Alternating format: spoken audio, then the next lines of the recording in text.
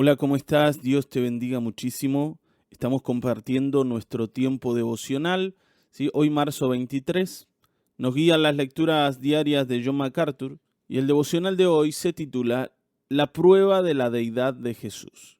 El texto que vamos a leer es Hechos 1:3 y dice así: a quienes también, después de haber padecido, se presentó vivo con muchas pruebas indubitables, apareciéndoseles durante 40 días y hablándoles acerca del reino de Dios. El Señor con claridad se apareció luego de haber resucitado a sus discípulos y les presentó su cuerpo como la prueba más clara de que era el mismo, el que estuvo colgado en una cruz, el que murió en esa cruz, el mismo que fue sepultado, pero que ahora estaba vivo y delante de ellos, hablándoles. Y lo hizo por 40 días, no fue una experiencia de un momento tampoco. Entonces, las pruebas son claras y las personas que vieron al Señor resucitado fueron muchas. Pero bueno, vamos a la lectura. Sí, vamos a dejar que MacArthur nos guíe en el devocional de hoy. Dice, pasaron 8 días antes de que Jesús se apareciera de nuevo a los discípulos. Finalmente, el horrible dolor de Tomás pareció ceder un poco, porque cuando los apóstoles se volvieron a reunir en el cuarto donde Jesús se les había aparecido, entre ellos estaba Tomás. Una vez más, Jesús llegó, estando las puertas cerradas, y se puso en medio de ellos y les dijo, paz a vosotros. ¿Se acuerdan de Tomás? Tomás decía, no, yo si no lo veo, no lo creo. Si yo no veo a Jesús resucitado, yo no voy a creer. A mí no me van a convencer con estas historias, porque una persona que muere y que muere como murió Jesús, no puede estar acá vivito y coleando entre nosotros. Algo no anda bien. Tomás era una persona que necesitaba esto de ver. Y tal vez muchos de nosotros seamos parecidos a Tomás. Si yo no veo y me cuesta creer. No somos de creer de manera fácil y sencilla. Con el Señor muchas veces hacemos lo mismo, ¿no? La Escritura dice que el Señor está con nosotros. Ahora, hasta que no vemos un milagro, hasta que no vemos que las cosas empiezan a andar bien, y medio que no le creemos al Señor de que Él anda con nosotros. ¿Por qué? Porque tenemos que ver alguna muestra de que Él está. Y así era Tomás. Ahora, estando Tomás ahí, el Señor se aparece en ese cuarto donde están reunidos sin golpear la puerta. Dice que estando las puertas cerradas, Jesús se puso en medio. Algo totalmente sobrenatural. A causa de esto, algunos han dicho que Jesús era un espíritu.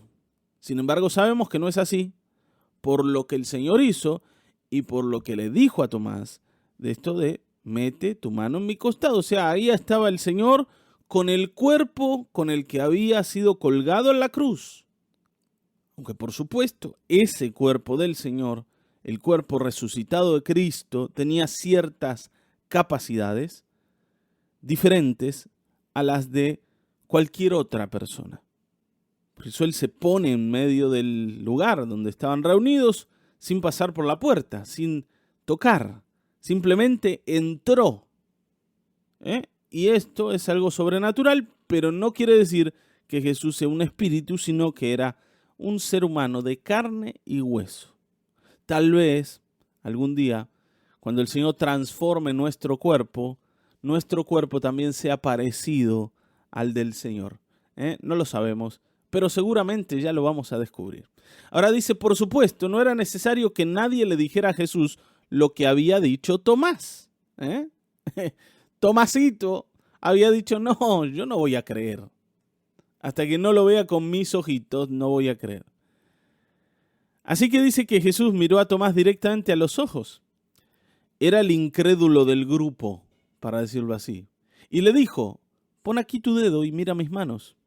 Y acerca tu mano y métela en mi costado. Y no seas incrédulo, sino creyente. Hermanos, Esto es muy importante. Cuando el Señor está en medio de nosotros, no podemos sostener ningún tipo de incredulidad.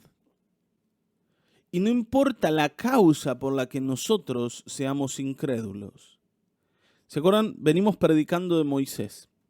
Moisés, que fue enviado por Dios a liberar al pueblo de Israel de Egipto.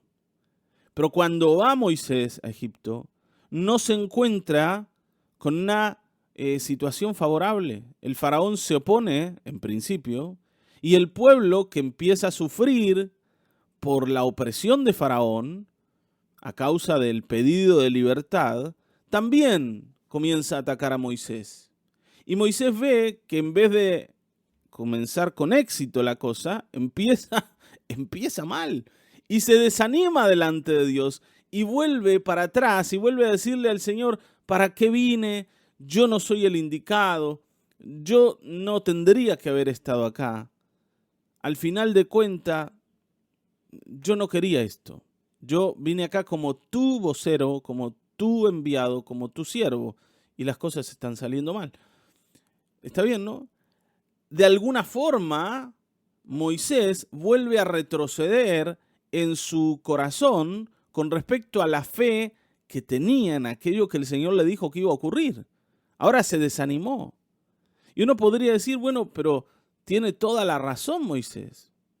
Y podríamos encontrar en Tomás razones para ser incrédulo. Y esto es lo que dice MacArthur aquí, fíjense.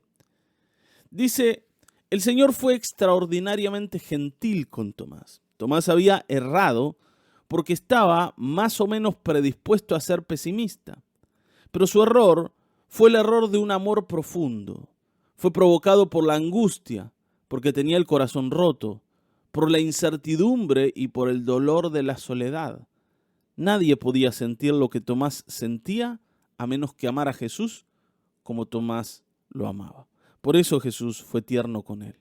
Él entiende nuestras debilidades, Él entiende nuestras dudas, simpatiza con nuestra incertidumbre, es paciente con nuestro pesimismo. Y mientras reconocemos esto como debilidades, debemos también reconocer la heroica devoción de Tomás por Cristo, que lo hizo entender que sería mejor morir que vivir separado de su Señor.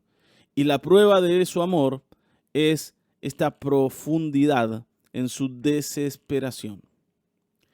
Cuando Tomás dice: si yo no veo, no creo, lo dice porque está amargado, lo dice porque está dolido, lo dice porque está lleno de bronca por lo que ha pasado, porque no sabe cómo va a ser ahora para seguir adelante. Y podríamos decir, esto es lo más lógico. Sin embargo, el Señor se preocupa para que Tomás no se quede en el dolor y no vea que lo que pasó va a limitar su vida, sino todo lo contrario. El Señor dice: Tomás, tenés que volver a la fe. Y de la misma forma el Señor lo hace con Moisés. Moisés, no te preocupes por lo que ha pasado. Vas a ver lo que yo voy a hacer a Faraón. Mírame a mí. ¿Se acuerdan? El domingo hablamos de esto. Mírame, yo soy el Señor, yo soy Jehová, le decía el Señor a Moisés. Y aquí Jesús hace lo mismo. Si Tomás, vení, mírame, tócame, enfócate en mí, salí del dolor, porque el dolor te trae incredulidad y la incredulidad te va a impedir andar conmigo. ¿Te das cuenta? Hermanos, yo entiendo que tal vez después de mucho tiempo de tratar, de intentar, de buscar y no conseguir, sobre tu vida haya caído un peso oscuro de incredulidad. Y vos digas: ¿para qué? Si ya lo intenté y no pude. ¿Para qué voy a seguir adelante si no hay caso, no hay forma? Ya lo hice todo. Yo le creí al Señor y no ocurrió nada. Y te hayas vuelto un incrédulo. Primero quiero decirte, el Señor entiende de tu frustración. El Señor entiende, ¿sí?, de tu duda. Y Él se acerca a vos a pesar de que estés en medio de esas dudas. Pero no se acerca para decirte: bueno, ¿qué va a hacer? Yo te entiendo solamente, sino para decirte: mirá, hay una vida que todavía no estás viendo, pero que está por delante y tenés que afrontarla con fe, porque lo que se perdió tuvo un propósito para ganar lo que viene.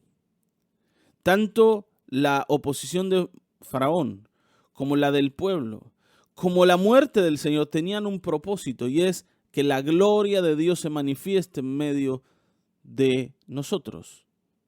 ¿Está bien? Y todas las cosas que hemos perdido y las cosas que han salido mal también tienen ese propósito, hermanos. Hoy fortalezcámonos en esto. Yo sé que hemos dado mucho por amor del Señor. Muchos de ustedes han arriesgado mucho en muchos aspectos y han ofrecido mucho tiempo, recursos, esfuerzos. Y a veces todo eso entregado pareciera no haber tenido resultados. Sin embargo, estamos otra vez delante del Señor, que nos dice: no seas incrédulo, sino creyente. No importa del dolor, lo que sí importa es que te levantes de él. No importa que hayas caído en el dolor, no importa que hayas caído en las dudas, pero no te quedes ahí. ¿Está bien? Entonces, dice MacArthur, Tomás hizo lo que fue probablemente la más grande afirmación jamás salida de los labios de los apóstoles. Y fue esta: Señor mío y Dios mío. Esto está en Juan 20:28. Que aquellos que dudan de la deidad de Cristo escuchen las palabras de Tomás. Un hombre que había caído en la incredulidad, que estaba lleno de dolor, lleno de angustia, lleno de fracaso. Una persona que había dicho todo lo que había pensado de lo bueno que iba a ser vivir con Jesús, fue tirado por tierra.